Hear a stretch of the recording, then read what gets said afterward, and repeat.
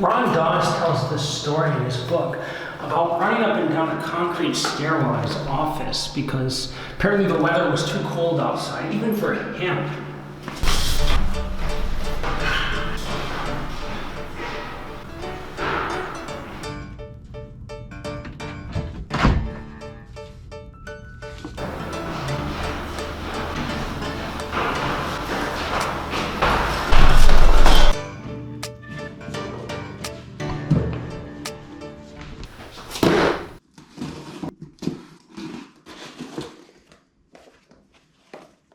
The Self Made Olympian.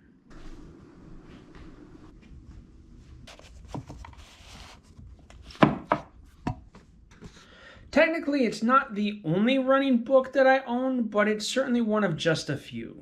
I also have Bannister's The 4-Minute Mile, Bowerman, of course, The Men of Oregon. I also have the Lorraine Moeller story. Apparently, Lorraine Moeller was Ron Daws' wife for a period of time. That said, The Self Made Olympian is still far and away my favorite running book.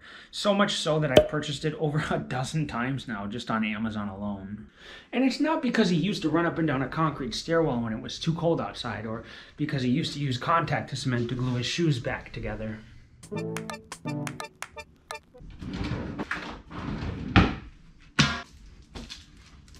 If we map it on the chart here, accomplishments over here and talent down on the bottom, most people are going to fall somewhere on this line.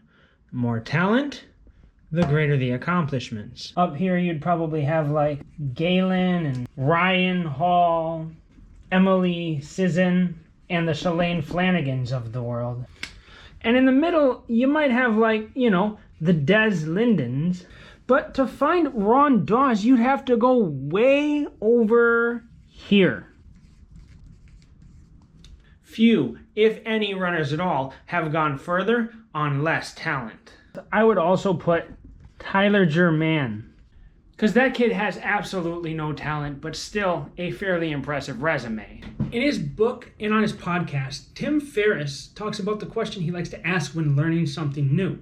Who is good at this despite not being built for it? The idea is to study those like Ron Daws, who found ways to excel even without the prototypical characteristics or advantages you would expect. When it comes to technical knowledge, Ron Daws and the Self Made Olympian goes just as far as any other book. But when it comes to relatability, Ron Daws goes far above and beyond most other running books because, as he says, he spent 8 years of his career at the hind of the pack. Let me show you what I mean.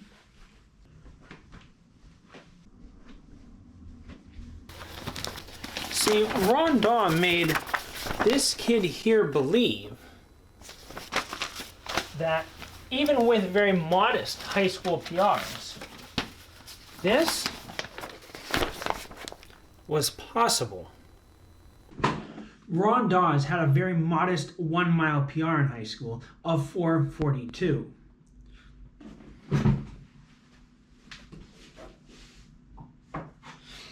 And so this book showed how anyone could go from very moderate success in high school to making, say, a Pan Am Games or an Olympic team. Most of us don't have Ryan or Sarah Hall type of talent, but we still want to find enormous amounts of success. And here's a guy, Ron Daws, who spent the entirety of his career identifying with the mug runners. Ron Daws made 2 big teams, a Pan Am Games and an Olympic team. He did it not by being more talented than people, but by outsmarting them, paying attention to the smaller details that the others didn't want to, and straight up just being better equipped to handle the race conditions on that day, whether it was extreme heat or altitude. He just made sure that he was the best prepared. He does show some of his training plans, but really he doesn't pass on too many specifics. What he tries to do is to provide the mentality that it's about finding the individual approach that works for you and you specifically, and not copying someone else. He said his goal is to instill an attitude that moves you to dissect your goof-ups, to find out what went wrong and what you can do better in the future, instead of just passing along lessons he learned from his mistakes, because as he says, that only helps you prevent making the same mistakes that he did. As Ron Daws would say, what it really comes down to is just learning to run your best and smartest race and not ending up as the fittest guy in the bleachers.